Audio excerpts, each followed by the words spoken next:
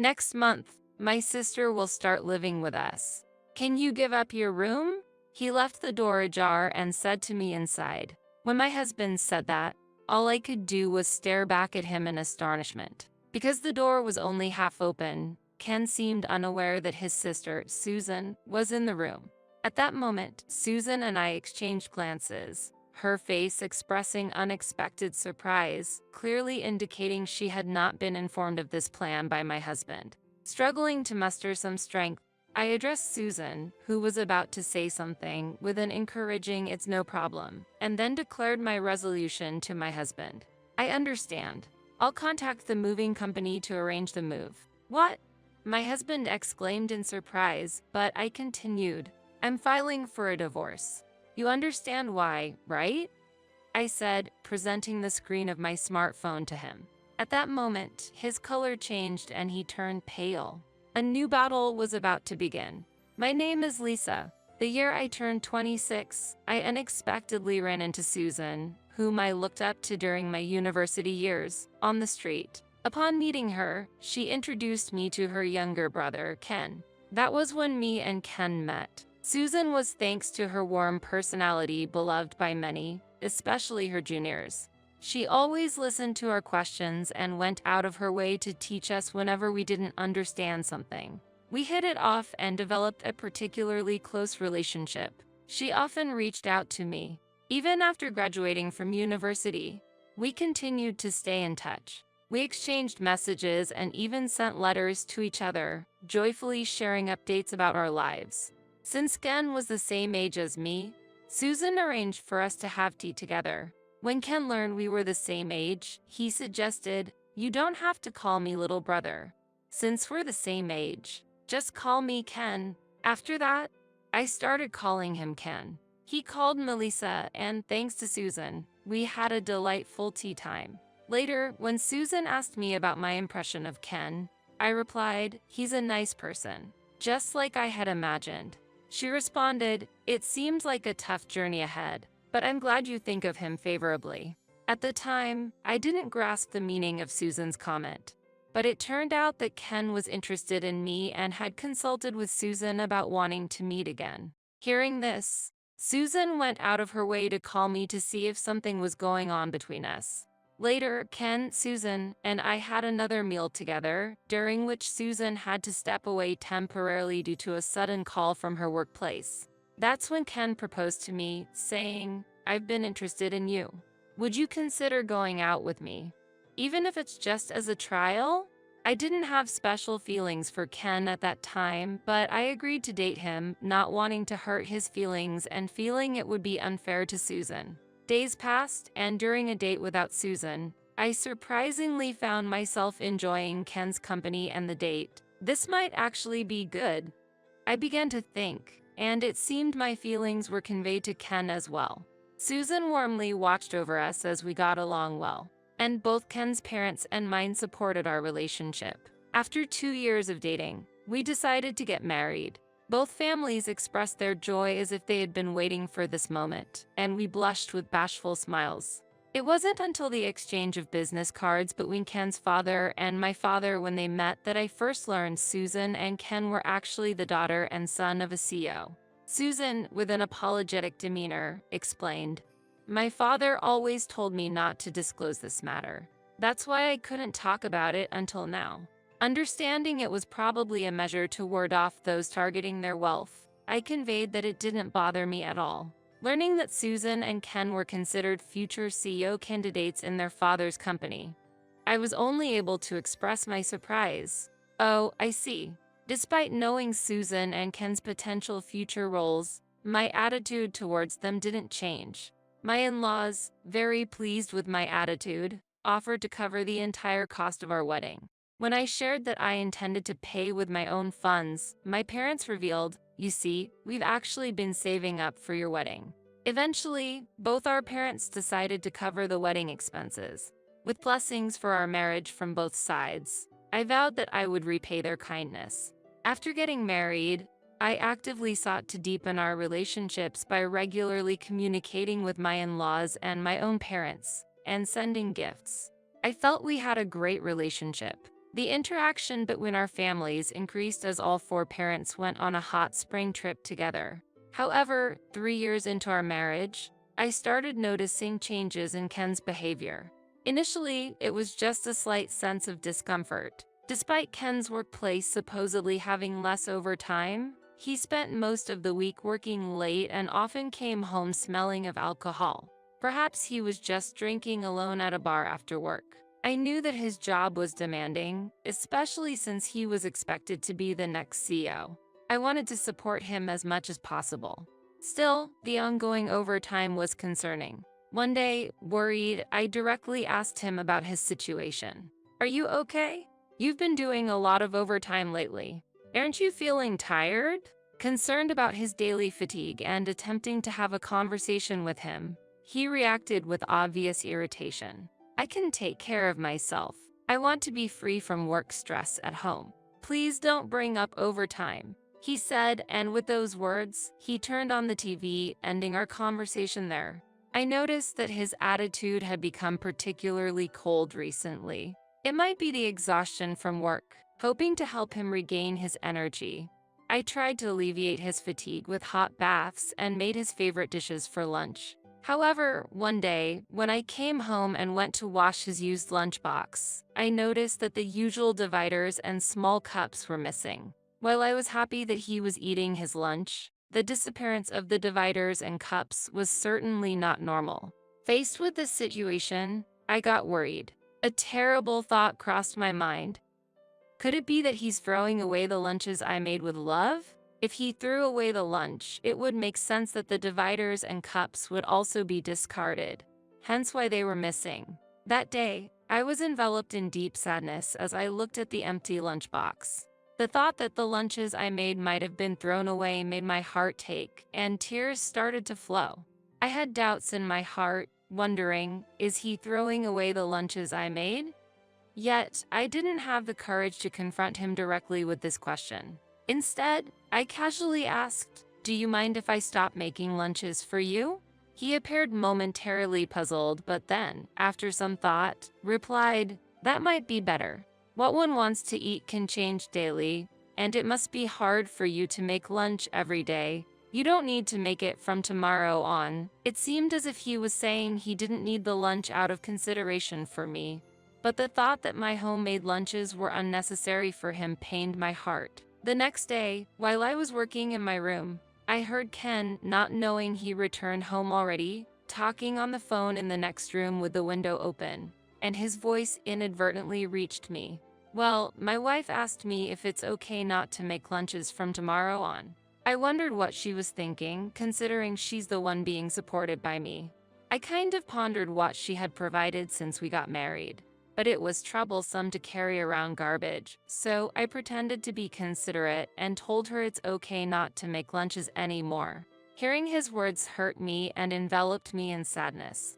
In that moment, my hand moved unconsciously, activating the recording app on my smartphone. Listening to the recording later, I realized Ken had been speaking quite loudly on the phone, and his words were clearly captured. I had no idea how to handle the situation. At that time, I decided to consult with Susan, who had always been a strong presence in my life.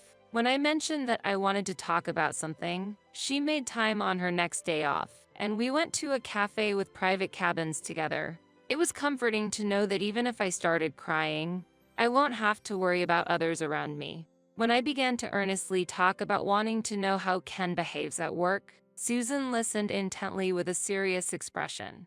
Upon hearing Ken's recorded voice, she was outraged, saying, "That's unacceptable. Treating the lunches you painstakingly made as trash. Complaining about lunches made for him. And what does he mean by what she has provided? You have been doing all the household chores, right?" I could only nod in silence. We both work, but since getting married, I naturally took on all the household duties. I was under the impression that his work was more demanding than mine. That's why I never asked him to help with chores at home, thinking his position as a future CEO candidate was challenging enough and wanting him to have some peace and quiet at home. But to think that my efforts were taken for granted and even perceived as nothing. I can't understand why Ken suddenly started saying such things. Maybe something happened at work. His overtime has increased lately. What? Our company is currently aiming to eliminate overtime, so there's no way Ken is working late. What? I was shocked to learn that he was lying. What on earth was going on with him? As I truly enjoyed our time together and felt deeply for him, knowing about his betrayal made tears stream down my face uncontrollably. Susan gently placed her hand on my shoulder and said, "Don't worry. I'll look into Ken's situation. It's okay for you to go back to your parents' house for a while. Discuss it with your father and mother. We'll say that you are going on a trip with your mom to keep things under wraps. Thank you. I leave it to you."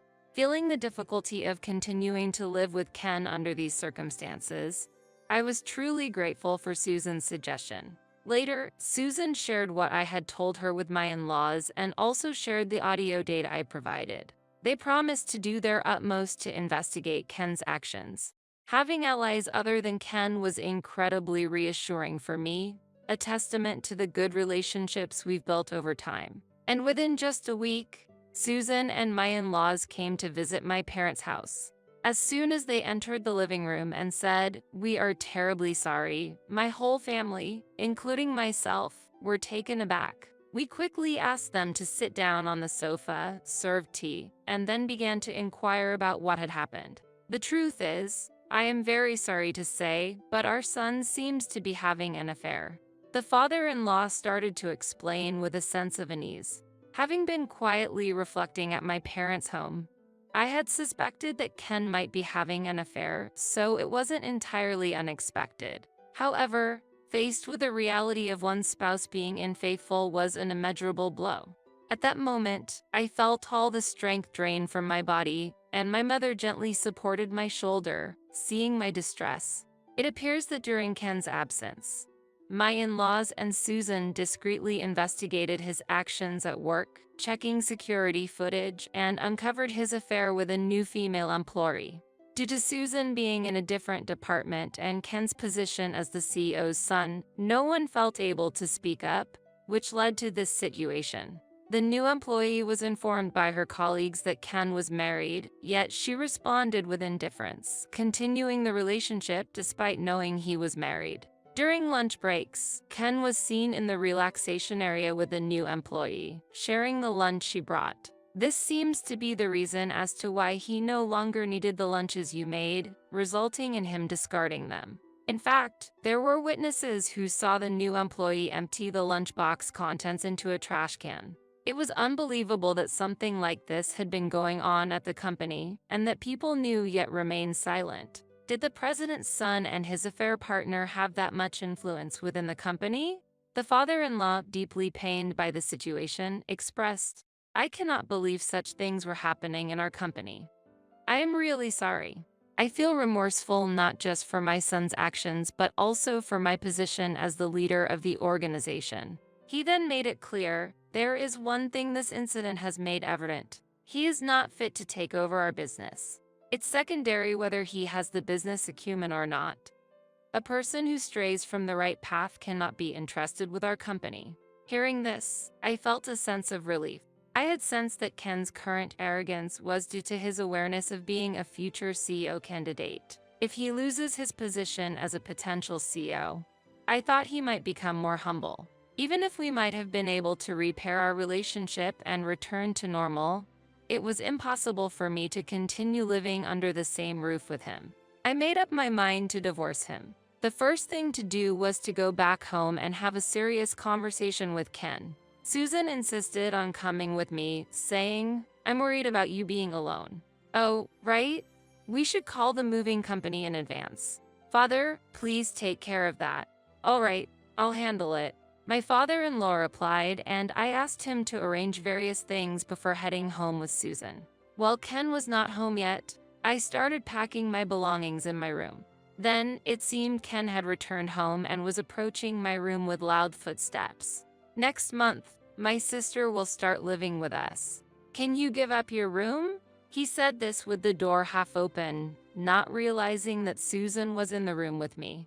At that moment, Susan and I exchanged glances, her face expressing unexpected surprise, clearly indicating she had not been informed of this plan by my husband. We suspected that he might be using the excuse of living with Susan to actually create a hideaway for his affair inside our home. Feeling outraged that Susan's name was being used for such a despicable scheme, I gathered my strength and responded to my husband. I understand. I'll contact the moving company to arrange the move. What? My husband exclaimed in surprise, but I continued. I'm filing for a divorce. You understand why, right? I said, presenting the screen of my smartphone to him. At that moment, his face turned pale, shocked by the image on the screen, a photo I received from my father-in-law showing Ken and the new female employee intimately together at the company. The extent of their reckless behavior was evident from photos taken by their colleagues and surveillance camera footage, showing how thoughtlessly they acted without regard for those around them. What are these? Where did these photos come from? And what is this moving company? My husband asked in confusion. At that moment, a lively voice from the entrance said, "Excuse us."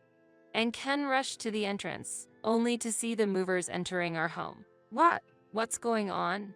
He tried to stop the movers, but during that moment, I handed him the divorce papers. When he turned around, my sister-in-law, who had been hiding behind me, appeared, making his face turn even paler. "Susan, just sign it quickly. Don't cause any more trouble for Lisa." "What are you talking about? Did Lisa call you here? This is my house." "Oh, the sofa. And the massage chair. They're mine." While he was shouting and holding his head, my father-in-law entered, bypassing the movers. "What are you talking about? I gave all these as presents. They are not yours. You haven't done anything for Lisa on your own, yet you speak like this. Dad." Ken must not have expected his family to come together and criticize him for planning to use my room for another purpose. He probably never thought that I would seek help from anyone else because I had always been devoted to him. He might have thought that I would tolerate his infidelity and say nothing, enduring it quietly. But there were things even I couldn't tolerate. I can't build trust with someone who throws away my homemade lunches while eating another's and boldly lying. Why is everyone? In front of me stood not only my father-in-law but also my mother-in-law and my parents, all casting cold gazes at Ken. It didn't take long for Ken to realize he had no allies left. "You are no longer a part of this family." "Wow. To engage in an affair within the company. You've got nerves. You will be transferred to our overseas factory. If you dislike that, resign and start a new life somewhere far away." "But, Dad, I was supposed to be the next president. Since my sister is a woman and I am your son, shouldn't I be the most suitable for the position?" Silence. "Just because you are my son doesn't mean I can entrust you with our business. You truly underestimate corporate management. More and more, I see that someone like you is unnecessary for our company." My father-in-law's stern words completely unsettled Ken, shattering his title of future CEO candidate. As a result, he signed the divorce papers in front of me, appearing soulless, ensuring that our divorce would be finalized smoothly. While Ken was in a daze, his parents took him back to their home. In the meantime, Susan helped me organize my belongings, and I was able to return to my parents' home. The furniture moved out by the movers was stored in a rental warehouse, all high-quality items that my father-in-law offered for me to use freely when starting my new life. The next day, Ken's affair partner, unaware of anything, showed up at work and, upon learning that everything had been exposed, she shed tears. Her parents were then summoned to the president's office, where they deeply apologized for their daughter's actions. It seems her parents were planning to make their daughter work hard as a form of compensation for her actions. Meanwhile, Ken, failing to grasp the gravity of the situation, was sent off to the overseas factory, where he finally seemed to comprehend his predicament. Caught in a place where he can't escape the judgmental eyes of others, he seems to be making daily efforts to pay the alimony, despite wanting to return home. For about a month after the divorce, I was feeling depressed, but Susan invited me out and cheered me up. She even suggested, "How about we share a room together?" So now we are happily searching for a place to live together.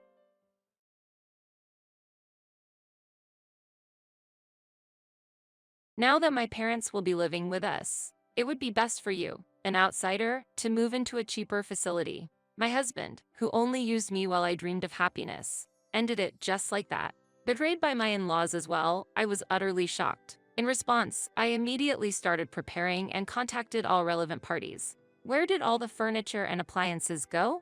I arranged for a company to come and take them away. What? The next day, I contacted the company to take away the furniture and appliances, and the pickup was completed. My husband was confused and couldn't hide his disturbance. My name is Michelle Smith.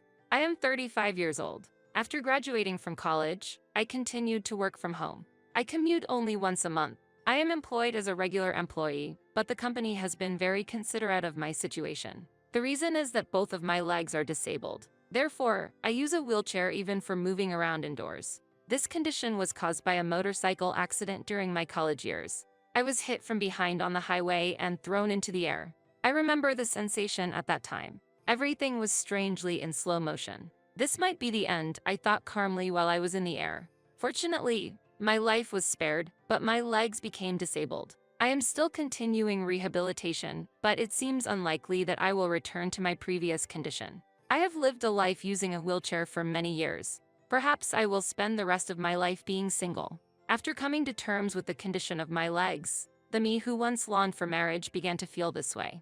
At one time, my friends planned a mixer for me.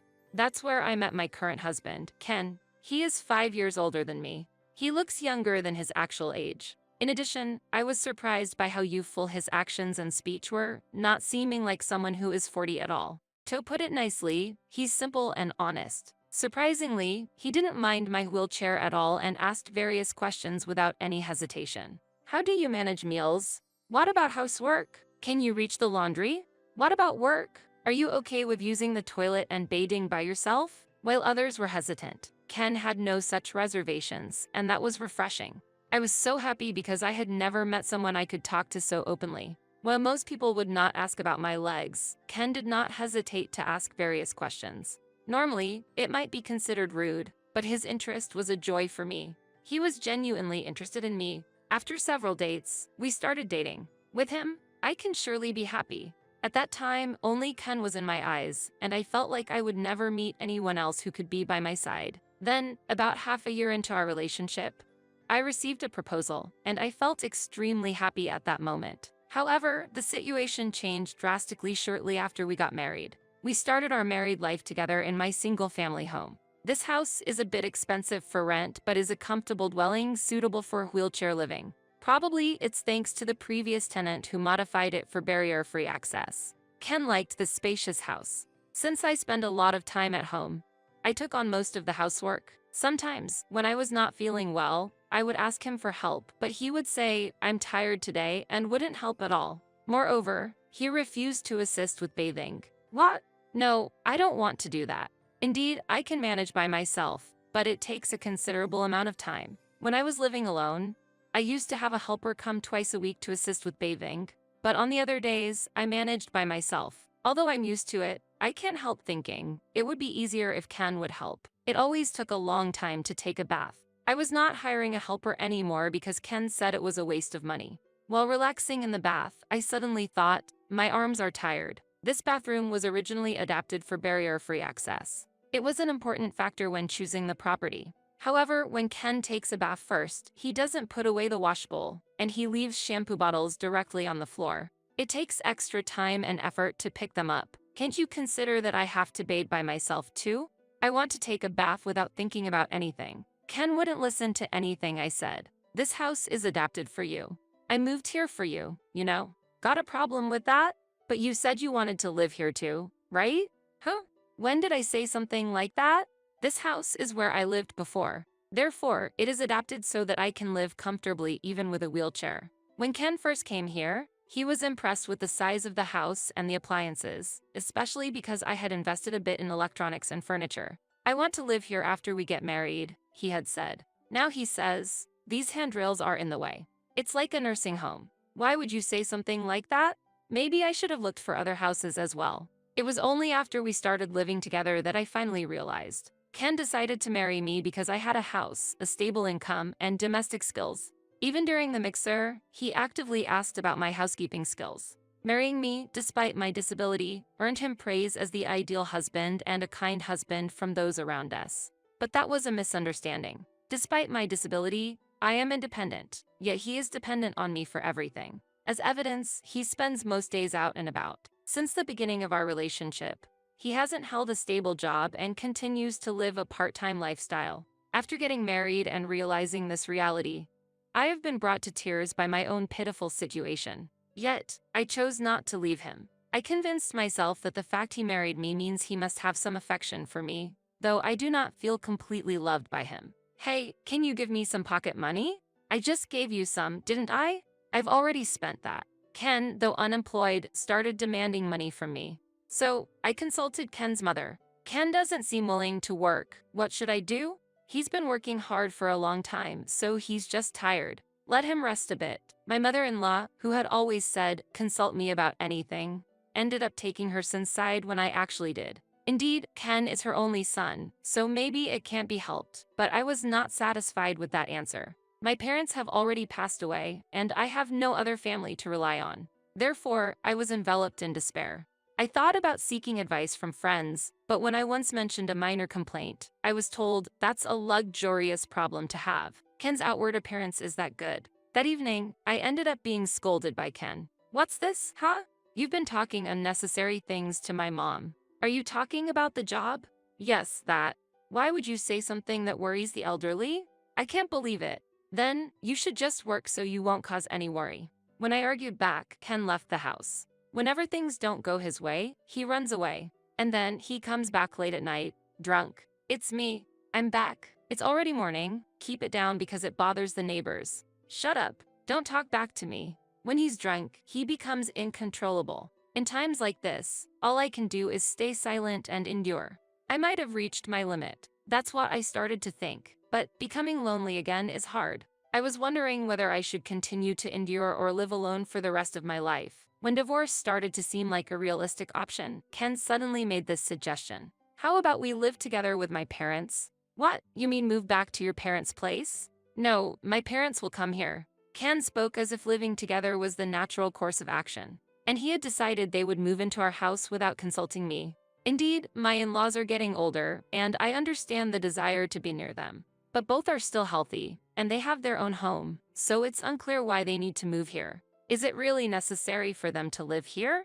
The house will be too small for 4 people, and I work from home, so it will cause problems. You always only think about yourself. I didn't realize you were such a cold person. I'm just saying it doesn't make sense to forcibly move here when there's a perfectly good house already available. This place is bigger, has the latest facilities, and is convenient, right? Plus, it's barrier-free. If my in-laws come here, I'll need to be considerate while working. Ken is hardly ever home, so it's not a problem for him. But my in-laws, being pensioners, will likely spend a lot of time at home. Additionally, it takes longer for me to do tasks like using the toilet or bathing compared to others, so living with restraints would be a significant mental and physical burden. Please give me some time to think. There's no time to wait. Hurry up. Ken said he couldn't wait, but without actually waiting, he brought his parents over for the weekend. It seemed that discussions about living together had been progressing in this household for some time. Hey, I've been thinking, what about you moving into a facility?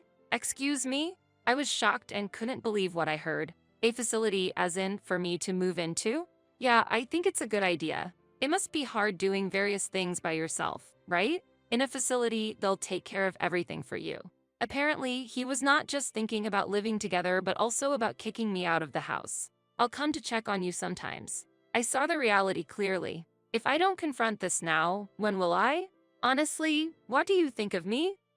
You're my wife, right? You're saying you'd send your wife you love to a facility? Hold on. When did I ever say I loved you? I felt my face getting hot. This man was just using me all along. I should have realized that long ago. The moment I realized it was time to put an end to everything, Ken uttered something unbelievable. Since this house will be lived in by my parents and me, you, an outsider, will be moving into a cheaper facility. What do you mean? When I looked to my in-laws for some form of rescue, they wore sarcastic smiles. Why are you laughing? Well, it's just funny. Sorry about that. They might have had their eyes on my house since even before we got married. Clearly, the situation was moving rapidly. I felt a strong need to get them out of the house. Please leave. What did you say? Please leave right now. Hey, why are you speaking to my parents like that? It seemed like I was seeing Ken's true colors. He was shouting at me with a face full of anger. If he cares so much about his parents, he should earn and build a house for them. Why try to take mine? Anger was boiling over in my head. Ken, calm down. She is just shocked by the sudden news. We just came for a preliminary look today. Yes, it's natural to check the house before moving in. It has become more livable than before, with more appliances. They came with the serious intention of taking my house. I tried to take a deep breath to calm down. As I inhaled oxygen, suddenly, a suspicion crossed my mind. How do they plan to make a living after I leave? My in-laws live on their pension, and Ken is employed on a non-regular basis. Currently, I pay for all the rent and daily expenses of this house. Who will pay the $2,000 living expenses? Do my in-laws think Ken earns enough for the rent and living expenses? Regardless of my concerns, my in-laws left the house contentedly. Ken also left with them. I'll be staying at my parents' house tonight. Wait, I want to talk. There's nothing to talk about. I, as the head of the household, have made my decision. My opinion won't change. I was left behind, stunned and bewildered, but I couldn't just sit still. Thinking I had to come up with a plan, I contacted an acquaintance who is a real estate agent. That night, Ken stayed at his parents' house and did not return. They were probably celebrating together.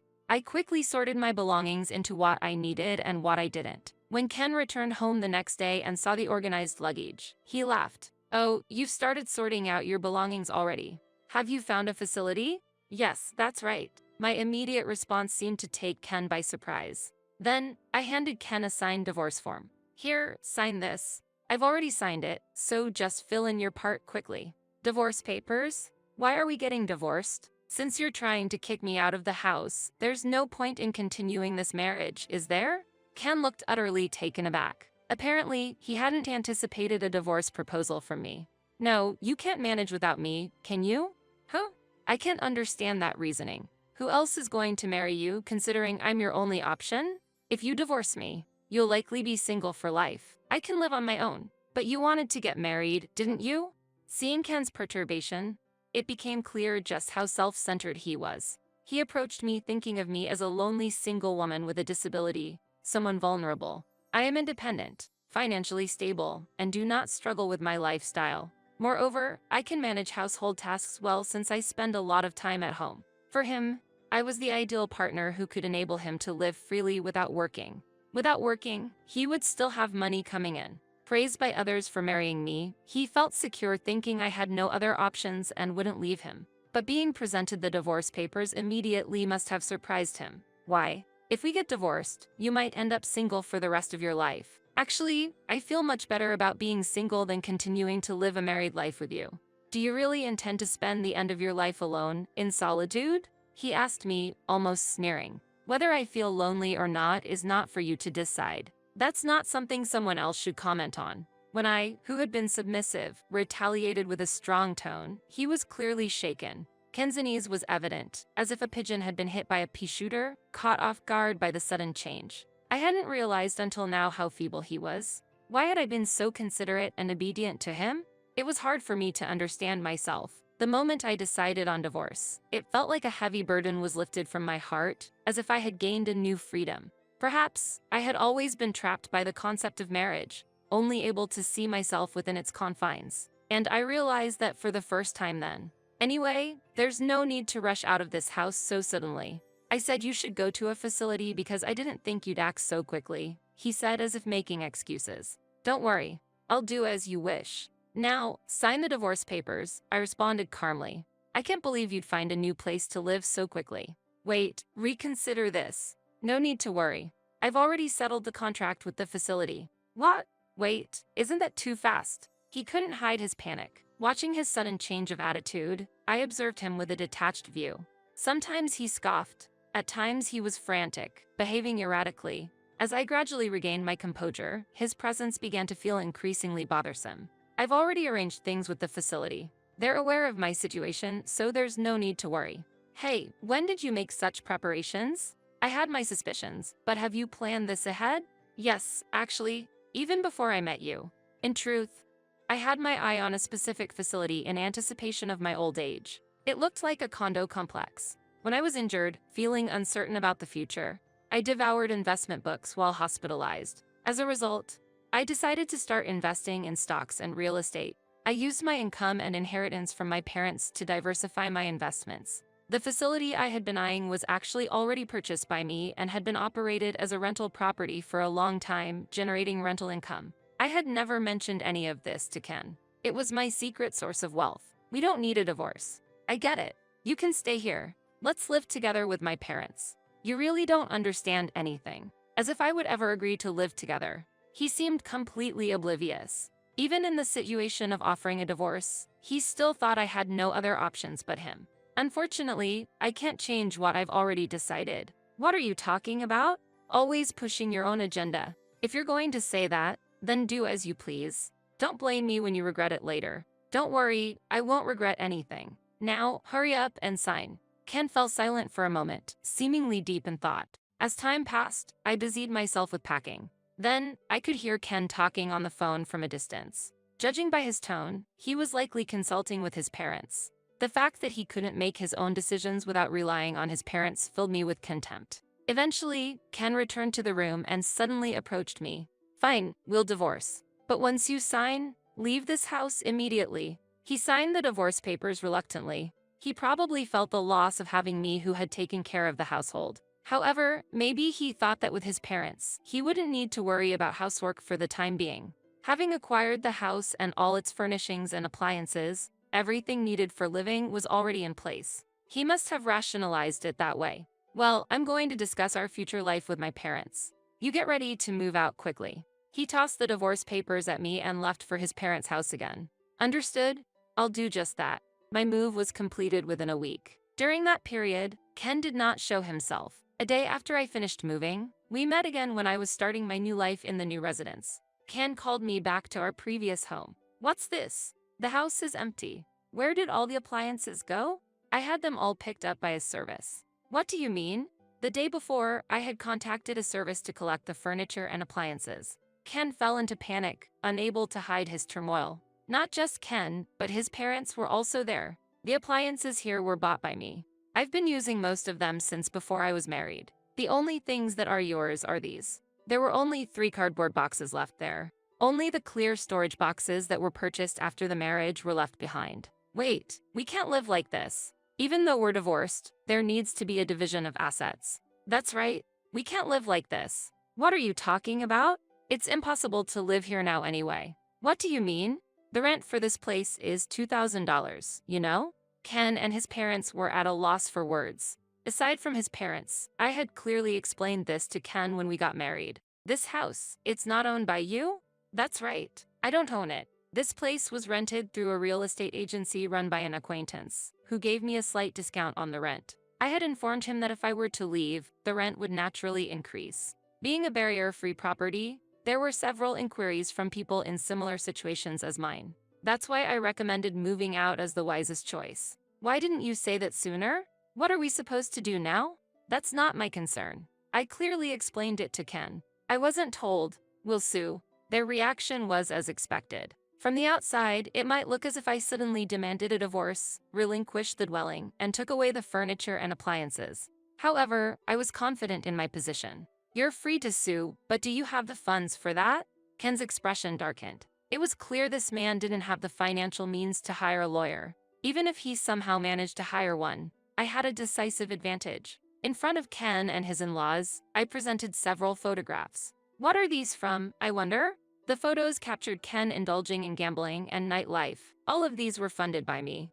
I am prepared to fight with these. Ken, what is all this about? Everything was supposed to go smoothly. His parents were panicking abnormally. What was happening? Then Ken suddenly started to prostrate himself in apology. I'm sorry. Please cancel the divorce and let's start over. I can't do it without you. You're the one who drove me out. The divorce is already final. You're the one who said you didn't love me. So all I'm doing is leaving. Then his in-laws also started prostrating themselves beside Ken. We have nowhere to live now. This situation was completely unexpected. What do you mean?